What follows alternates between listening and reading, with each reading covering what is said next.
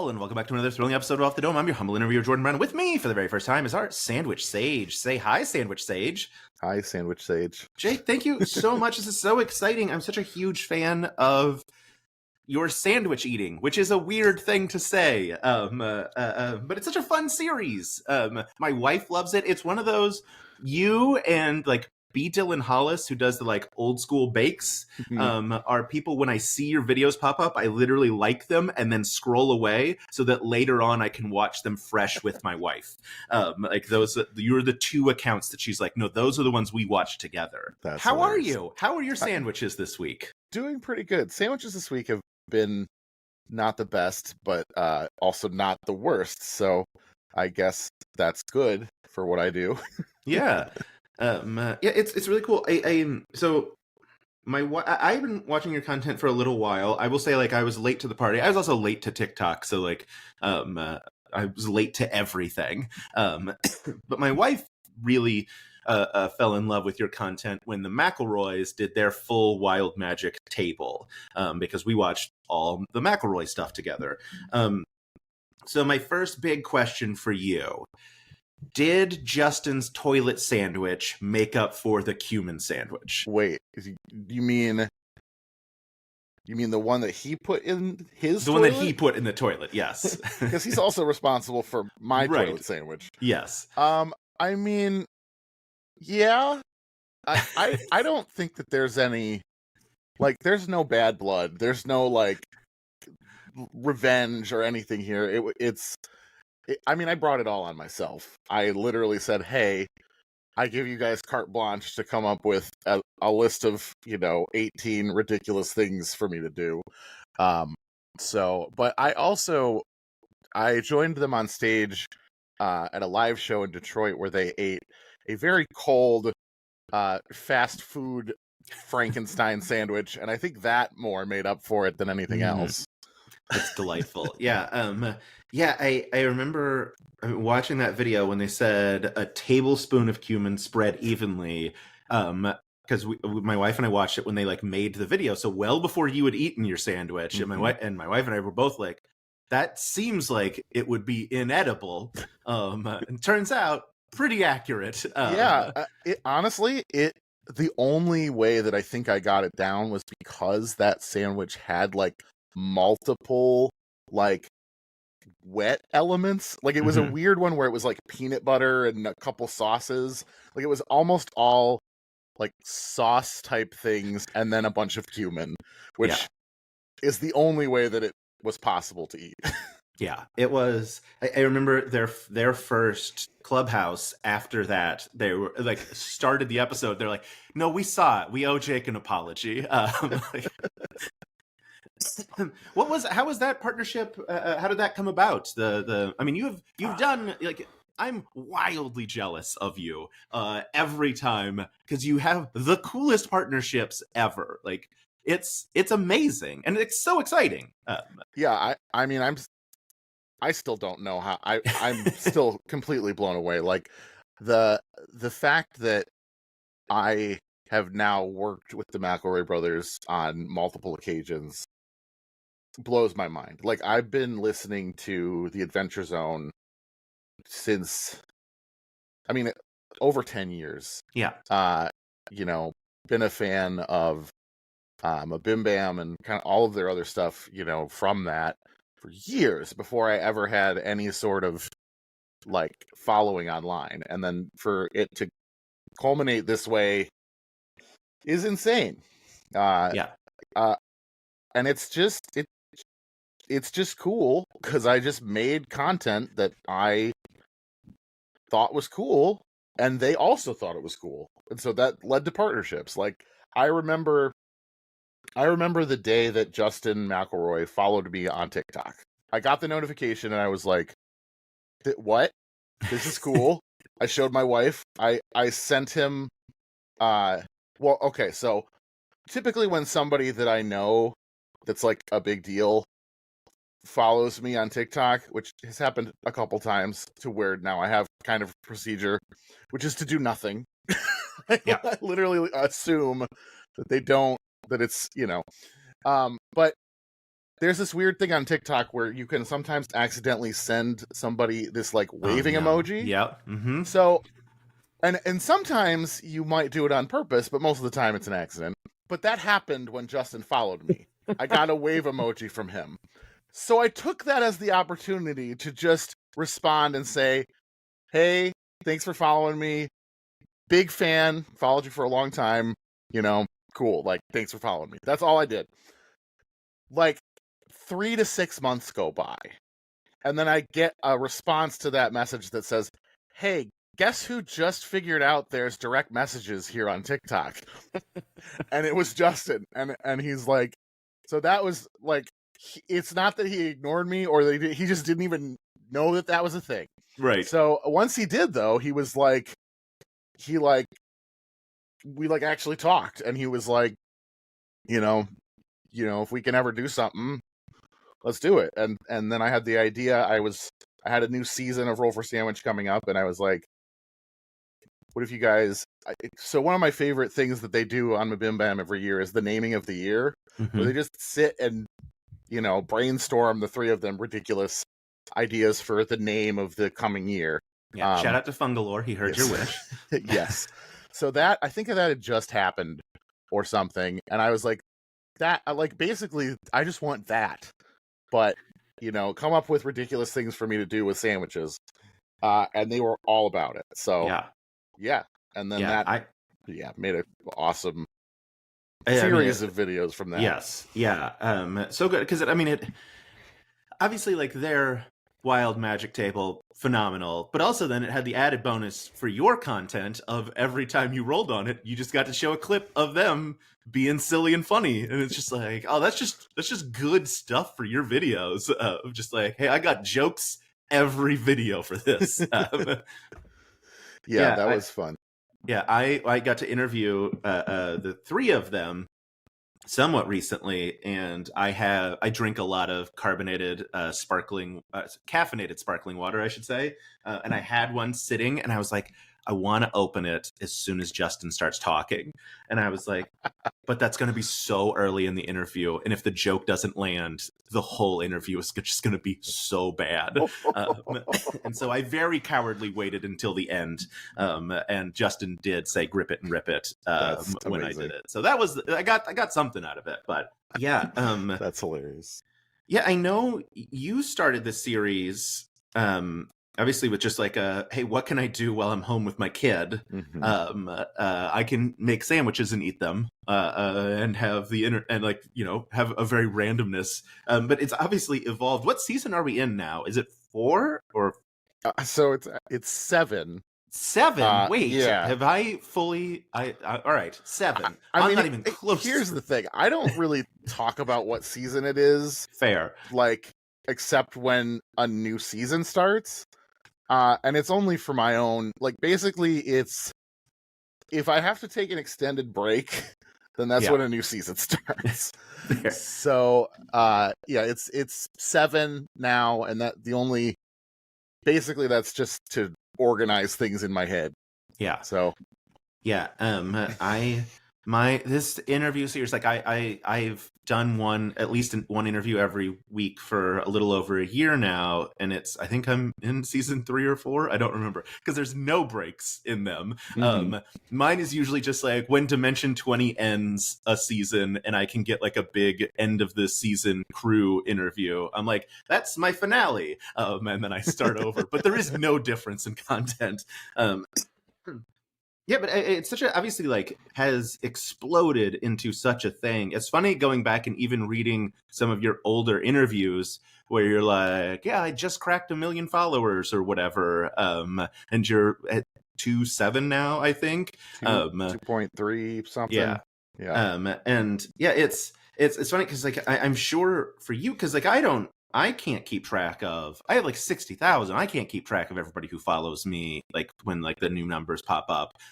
So the only time I ever know is with yours. I'm sure is it pops up and it says you get the new direct message option of hey, there's a person you know. And oh man, speaking of the wave, my least favorite thing on TikTok, I think, probably, it's probably not my least favorite thing, but is when you can't send a message before you've hit the wave button. And it's like, oh, just I need to ask them something. Please don't make me start with the wave. Like, but I remember when you followed me, and I was like, oh, this is really exciting. And I also have a similar policy of like, don't send him anything. Just be like, in case it was a mistake, and they just like they hit the plus as they were scrolling past. Yeah, but I mean, some of those other really cool, like we mentioned, like obviously the McElroy collaboration, but also Dimension 20, multiple collaborations at this point. I don't know how many people sent me. I think I only got tagged once in your most recent video, but like a dozen people sent it to me because you had merch that is not in the store yet, and that's wild. How did that one come about? I assume similar vibe of like they just like sent you a DM. They're like, "Hey, you want to do this?" So that is one of the like earliest, bigger, like celebrity things that happened to me was that. So Sam has been a fan of Roll for Sandwich since very early on. Was commenting on early videos, just like psyched about it. We didn't do any sort of partnership like for a while. It was already, he was just there in my comments. I mean, he's been there the whole time. So, Right. But he really has for Roll for Sandwich. So, just genuinely liked what I was doing. And then, I'm trying to think of what the first. So, I think before we ever did an ad together, I had basically I remember what it was. So I was looking to get a logo made. So this is way before Roll for Sandwich had its own logo, anything like that. I had posted to my mutuals, does anybody know a good graphic designer? And Sam sent me a personal email with a list of people who have done stuff for Dropout and College Humor that he's worked with, of people that I could like reach out to get a logo made. And one of those people is actually who made the logo. Which is crazy to me that Sam was like, here's some industry contacts. Like he was just very nice and very approachable. And so after that, and after some like little interactions here and there, I had my first big like business trip for Roll for Sandwich. Paramount invited me to come help promote the D&D movie, which was not this past March, but the March before that, I think. And so I was going to be in LA. And so I emailed Sam and was like, hey, I'd love to like meet you, grab a drink. And he was totally down for it.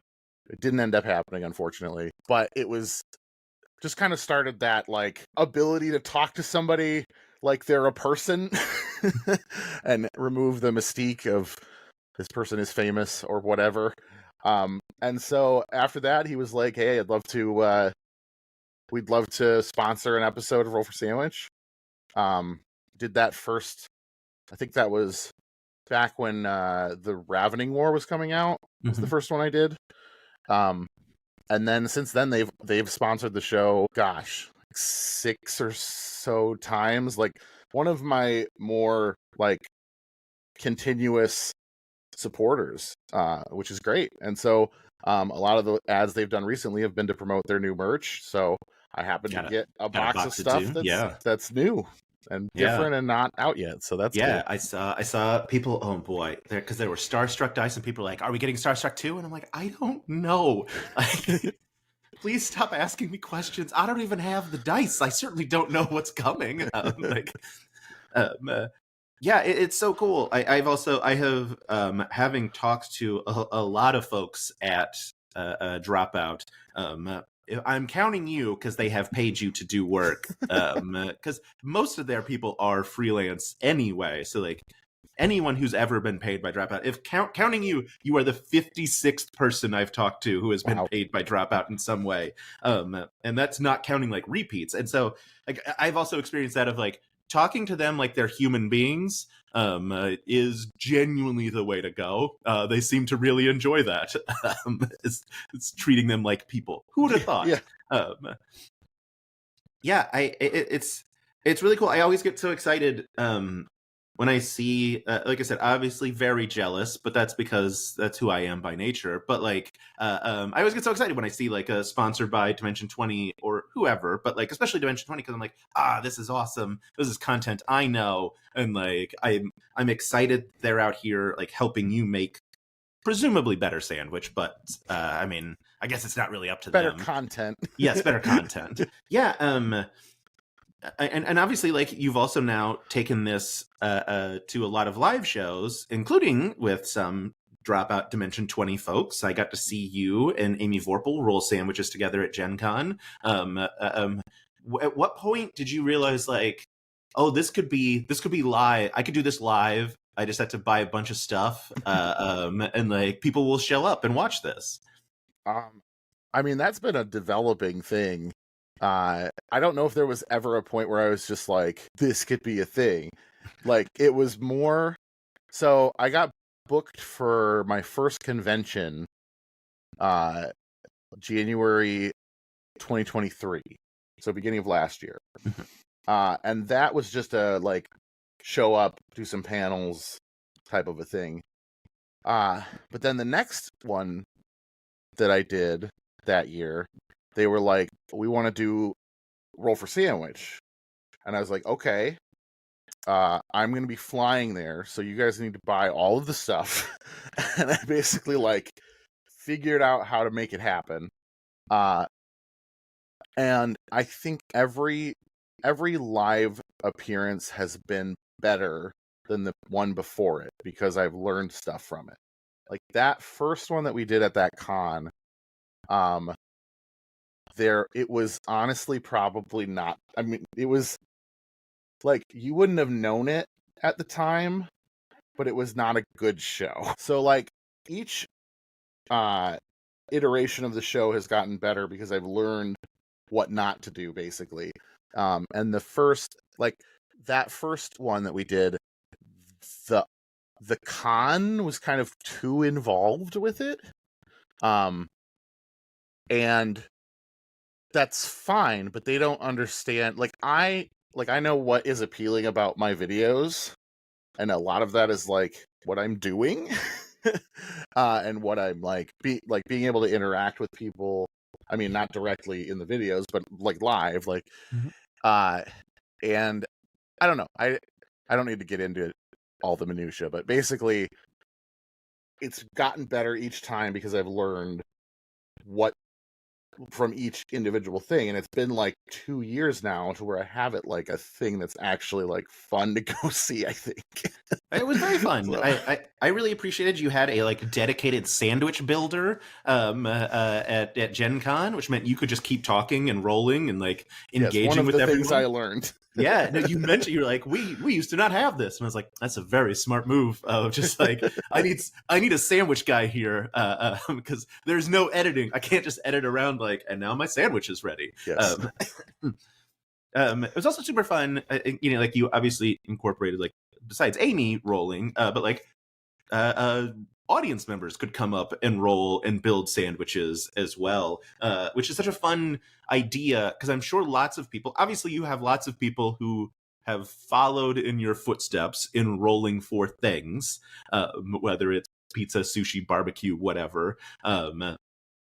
And a lot of people, I think, that would just enjoy the concept of roll for sandwich, but don't want to put in I have 6 different kinds of bread ready, like that level of commitment. And so like the live shows become super fun because people can experience it without having to do the hard work of having ingredients.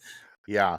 It also is nice, like if I'm traveling somewhere to do a live show and we're getting all of these ingredients, like that way we're not throwing away a bunch of ingredients because we're inviting multiple people up on stage and eating more sandwiches that way. Hoping to use up stuff, so that's good. Yeah. Yeah, it's funny. I have a Patreon, and I ask every time like I'm going to set up an interview, I ask people like, hey, is there any questions you would like to ask? And of course, someone wanted to know like, is there a sandwich he wasn't able to finish? Like, and I don't think you have, right? Like, I think you finished everything. Yeah. Which is impressive. And someone else wanted to know, and I feel like you've answered this question very recently, but I think worth asking: is it possible to have too much pickle on a sandwich? Yes. You got to be close with pickle water, pickle bread, cucumbers. Yeah, that sandwich. So anyone who's played like a fair amount of TTRPGs knows that the dice do ridiculous things. But I have a lot of people who follow me that are just regular people, just all kinds of people, and when the dice do something like that, I just have to shake my head, because I'm like, there are so many people who are not going to believe that this isn't like fake, that I didn't like write this. It's like, no, when I started with pickle as the bread, and then both the veggies were pickles and cucumbers, and then it finished with me squirting pickle juice on it for the sauce, I'm like, no one is going to believe that I didn't fake this. Yeah. Look, as anyone will tell you, the dice tell their story. For us in the D&D community, yeah, it's very funny to hear you, like, because obviously you still start your videos with like, and immediately in my brain was like, it's not D&D World and Beyond, but it is something to that effect. And yeah, it obviously like started. I mean, obviously the account is based on a novel that you're still working on. I assume. Slowly. I had 2 kids. Yeah, so. Yeah. Look, I've only got one, and I get so few things done. Like I fall behind on television shows, and I'm like, never catching up. It's the end. Yeah, obviously, like, started in such a different place, and I know you talked about like you started this. I believe your daughter. So you were home with your daughter, and you're like, what can I film that I can film during the day when I'm home with her, when I've got a free minute. At what point did you? Is there a point where you're like, this is way beyond anybody who cares about D&D? The dice are a mystery to them. I mean, it. Yeah, like you said, I started my videos saying, good afternoon, D&D TikTok. And then that quickly became D&D TikTok and beyond, because I had so many people commenting like, I don't know a thing about D&D, but I love your videos. And that happened pretty quickly. Like when I started the channel, I was posting stuff about D&D, and I, had people who followed me. I think when the first video blew up, I had like 1,000 followers or something. Like I had just gotten past the TikTok milestone of being able to go live, which is 1,000 followers. So I did that, and like from the first video, I had people coming in from outside of that sphere of it got out to the greater populace of TikTok, which I'm thankful for. Yeah, so it very quickly became more than just D&D people. Yeah. You've also done a bunch of charity work, which is really cool. I had reached out to you at one point to see if I could steal your full introduction, because I had done it with Don Marshall, the obscure Lord of the Rings facts guy, and I specifically did it because Don and I are friends when he was on vacation and didn't have cell phone service. So I started a video where I was like, welcome to obscure Lord of the Rings facts. And got a bunch of people tagging him in the comments, and I just refused to acknowledge that I had stolen it from him, and waited then the like 5 days until he got home and texted me and was like, yeah, it worked. And I was like, yeah, I know. But I'd wanted to like steal your idea explicitly for a like, because it's just easy bait on. I mean, TikTok is falls prey to that all the time. I always think of the person that said penis butter pie, and then everyone stitched that video, and it's like, they're just monetizing you by you doing this. Like, it was a trick, and you fell for it. And I was like, oh, it would be really fun to start like hello D&D TikTok and beyond. Or good afternoon, D&D TikTok and beyond. Welcome to Roll for Sandwich, and then have a bunch of people be like, "You stole this. This isn't yours." And you very kindly said, "Don't do it," but for a good reason, which is you don't like it when people get in comments sections of other people who do roll fours and are like, "Hey, you stole this." And I was like, that's fair. Mine was going to be explicitly stealing it, but that would encourage bad behavior. What is it like having so many copycats? Isn't the right word. People inspired by what you do to make their own roles for. It's for one thing, it's a huge honor. Like, it's so cool that so many people like what I do and are like such fans that they want to try it themselves. Like, that's super cool. It's also really like it's weird because anyone can start a roll for whatever series. Like, I'm not in charge of it or anything like that, but I get like attributed to it and connected to it in ways that can sometimes be problematic. Like, I don't so for one thing, I'll get tagged in people's videos like, you know, this is such a cool idea, you should collaborate with Roll for Sandwich. I get so many of those that it's not possible for me to collaborate with all of them. And then I get like certain fan bases will get like mad at me all of a sudden because I've been ignoring somebody or whatever else. It's like, no, I'm just one guy with 2 kids trying to keep up with my own content and like just live. And I can't just be like, I'm sorry. Like, there's so many people out there doing this concept now, and I get tagged in all of them. Like, I don't understand how people like can think that, like, I see a lot of stuff that on there, but I can't see all of it, and I don't know why people assume that I do see all of it and are like ignoring it. I just don't understand it. But so it's complicated, basically. Like, it's cool, you know, in a lot of ways, but also sometimes annoying.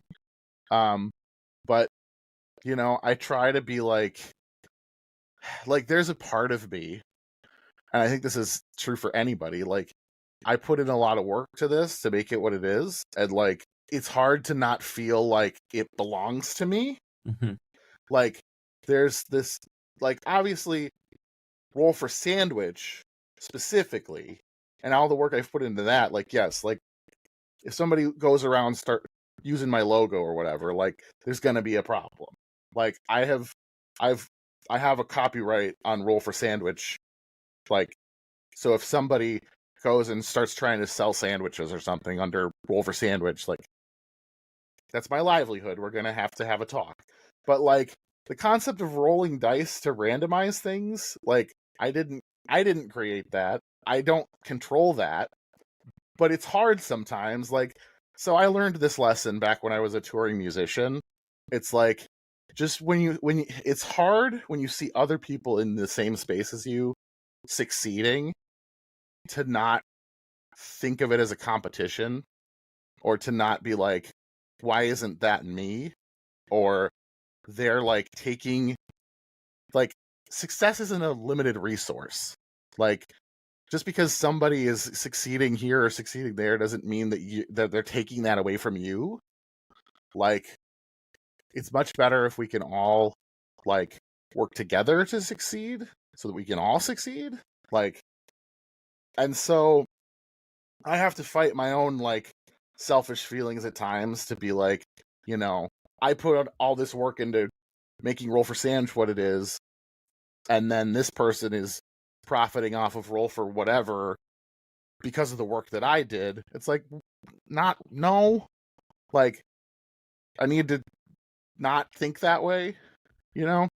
And that's what I try to do. And I try to like be, you know, as long as people are being respectful to me and like, you know, there have been very few people doing stuff like that have been like, I don't know, directly hostile to me or whatever. Like if that's your vibe, like, okay, I'm not gonna put in more effort to you, whatever. But like generally people have been like good, decent people. And so like, yeah, there's no reason not to work together as much as we can. So Yeah. yeah. I'll say saying it's pretty cool but can be annoying is a pretty solid descriptor of all of the internet. Like, it's pretty cool but can be annoying. Yeah, I will say the only issue I ever have with like Roll for imitators is I am just so bitter when there isn't a possibility of a bad outcome.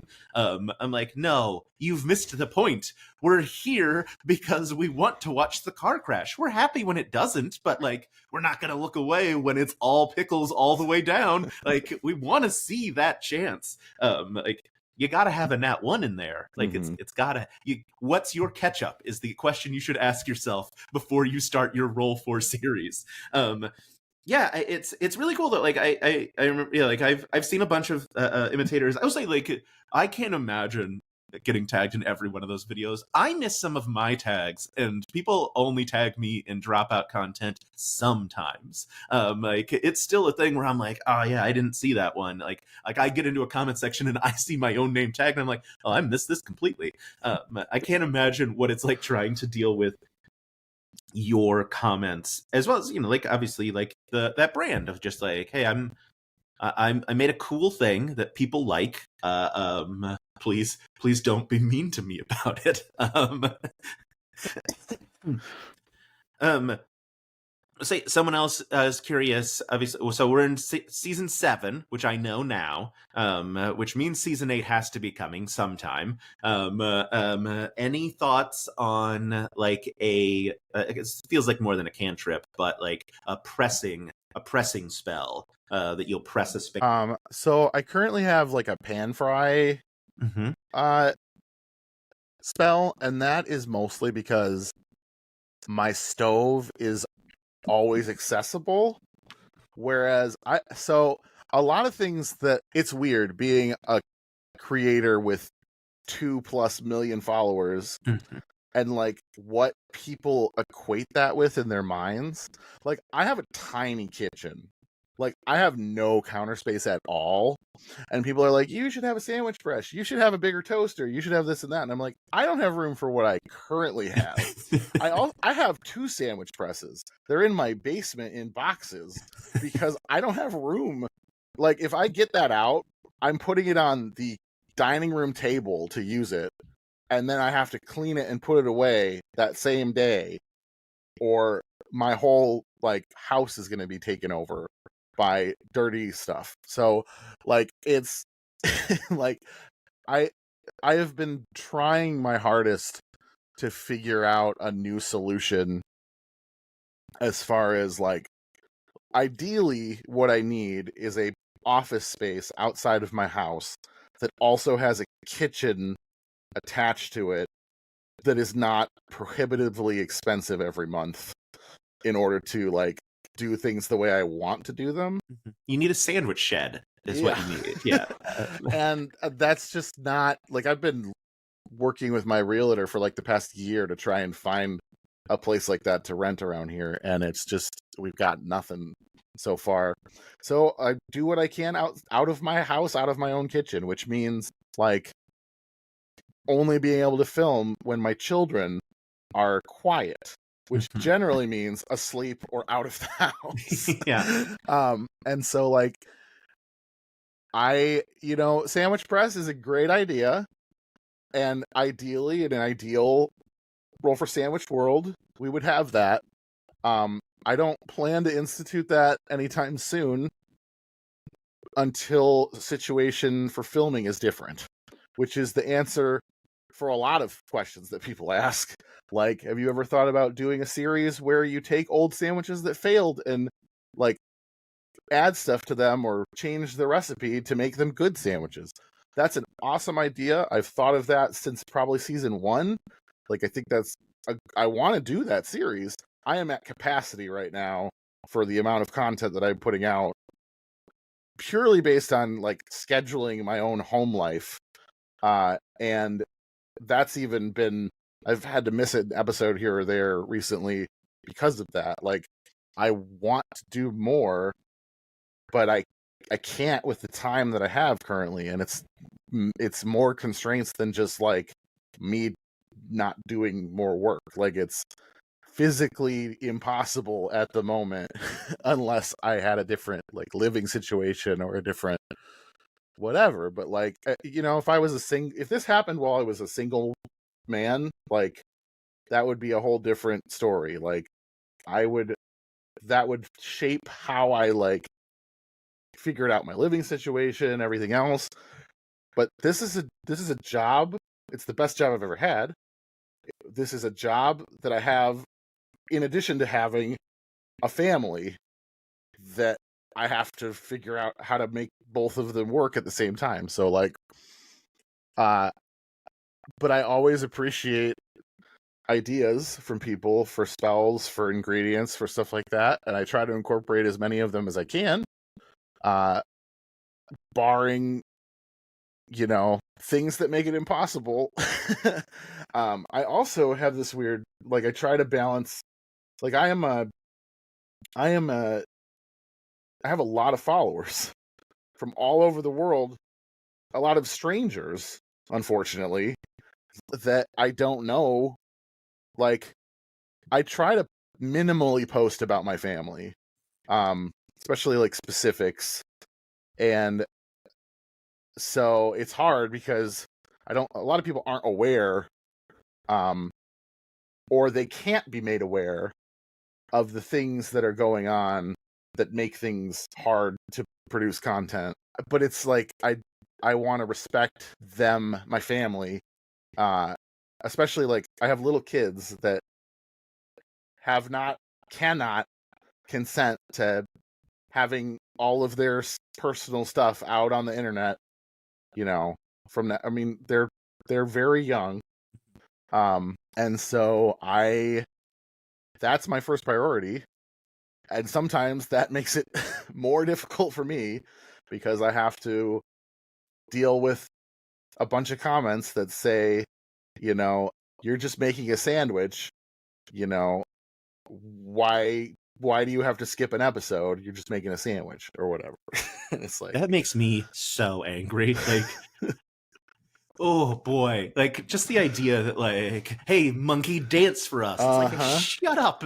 Like, you don't know what's going on. Yeah. I have hours of videos that my son has made, because he knows that I make videos on the internet. And so like, he's like, he used to say video and it was my favorite thing in the world. And now he says video. And it's those things where you're like, no, go back, don't stop getting older. But like, I've never posted any of them, but it's just like, I take my phone, I set it up on my little tripod, and he like hits record. He usually kicks me out of the room. And then he like just has like a full conversation, and it's like a 10-minute video of just him being the cutest person that's ever existed.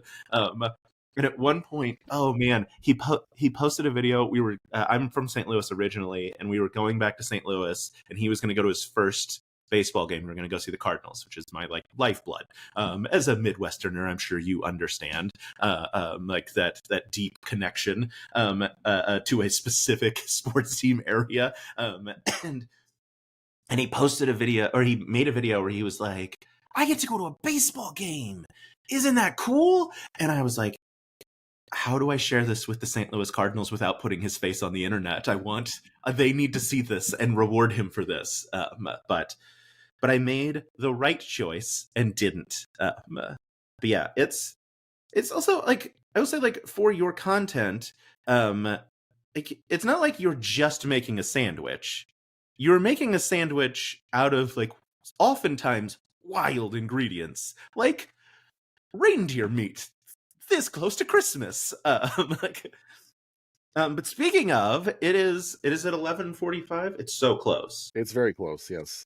I'm excited because I'm going to capture you posting a sandwich onto TikTok, the most thrilling thing that anyone will ever see. Yes. Which is Uh, you holding up your just me phone. holding up my phone, having the draft that's already there.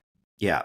Uh, and if TikTok's mobile app would implement the scheduled post Oh, feature, God. I wouldn't have to do this. Instagram, YouTube, all of these places have it, but no, it's Friday.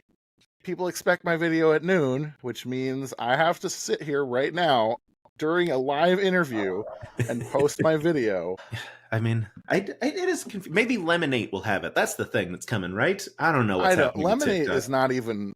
It's just owned by ByteDance, so it's going to be banned also if anything is banned. So Yeah. I don't know. That's a whole nother kettle of fish. All Yeah. right.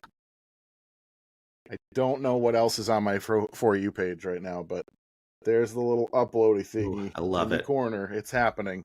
It's happening. How was the sandwich today? Let's see. Today's sandwich was actually Monday's sandwich. Because like I said, I've missed some episodes here and there. So Monday's video had to be moved to today because Wednesday's was sponsored. It was okay. It wasn't that bad.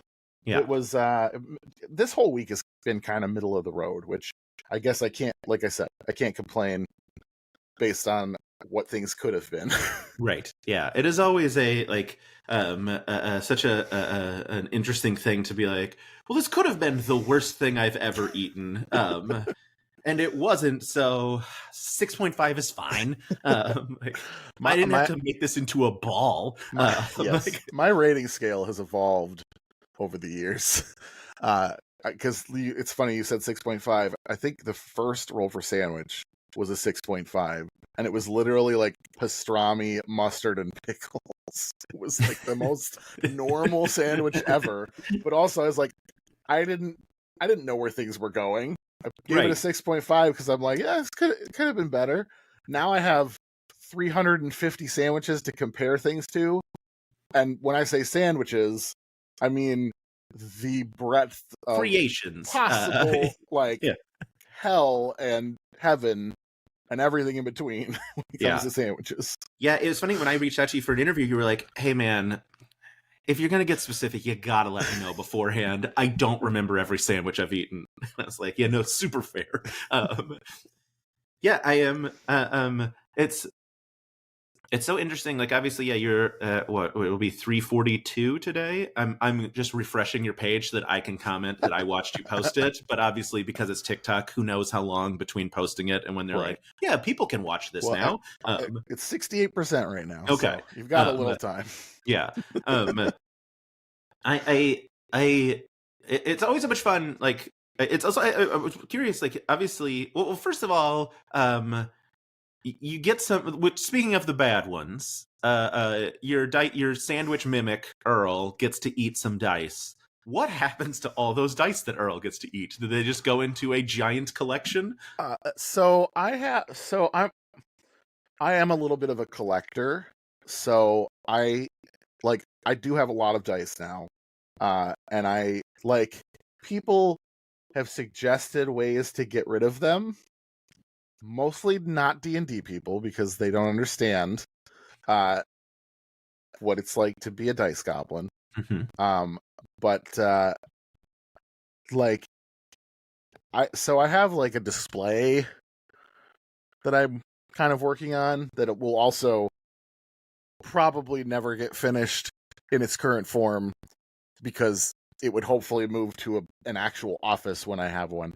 But basically, I have all of them, and even though Earl eats them, like I don't like get rid of them or never use them again or something like that. Like typically, it's just for fun. If I had more time and maybe like employees or something, then I could keep track of which dice have done what sandwiches and like figure out if there's like a best set or something that I have. I've thought of that. Like I've thought of I want to make like a spreadsheet of all of them and do all this stuff because I'm a nerd, Yeah. but I just don't have the time. So currently, they go into the display if there's room, or into a box until the next time that I use them, if there is a reason to use them. Like, themed dice get pulled out more often. I have like holiday sets that I've used multiple times on the show, or on the weirdly rare situation where I have an episode to film and I don't have a new set from a fan to show off, and I have to go pull dice from my collection. More often than not, I'll grab a set that like a creator made for me, because for one thing, that's super cool that I have this custom set of dice that they made for me, and second, like then I get another chance to tag that creator, and hopefully get them some more, exposure. Yeah. So that's yeah. cool. Yeah. So yeah, nothing happens to the dice other than they end up in my basement. That's fair. I'd say it's also really cool, like, when you hit those 10 out of 10s, there are people then that are like, well, I gotta make it and try it. And I even saw someone, Liam, I don't know what Liam's last name is. He's a food guy, Major Pickle Sandwich, pretty recently. Yeah, I saw that. That was cool. That's you. There's like a set group of people, Sandwich Talk, that recreate my 10s now as kind of a an homage. Yeah, I guess. I don't know if that's the right. Yeah, so they'll like very tradition. Maybe is what I was looking for. Traditionally, they will remake the 10s and see if I'm crazy or not for giving them a 10. And sometimes it shows my biases a little bit. The fact that I have eaten some bad things that maybe inflate my ratings here and there, but if you had eaten the things that I had eaten, you would probably also rate things that way. But it's fun. Sandwich Dad, Sandwiches of History, Sandwich Tribunal, all will recreate these sandwiches and see if they're as good as I said they are. And yeah, that's always fun to see. It's been happening now since I think episode 42 was the first time that they did that, all the way back in season 1. It's fun. It's impressive that you can keep track of which season that is. Just episode 42 was season 1. Like, yeah. Well, I try to keep the seasons to 50 episodes apiece. It kind of works, but doesn't always work. But yeah. I say, like, I think I said something earlier, but like you've also done a bunch of cool charity work, like you did, or you were taking shots at condiments, which is a thing that I deeply appreciate, because last January I did a very similar thing where I was taking shots of condiments on a live stream for every like $100 I raised or something stupid, and culminated with me eating a spoonful of the last dab from Hot Ones, which turned out to be the best possible way to eat it, because I just swallowed it without it touching my tongue. Oh no. And I was like, oh, because I've eaten it on chicken wings. It's brutal. And I was like, oh, this wasn't like, it didn't feel great afterwards, but I also had like a shot of Tabasco, which nearly killed me, because it turns out too much vinegar. But yeah, it's really cool to see like you expand out into this excuse me, charity.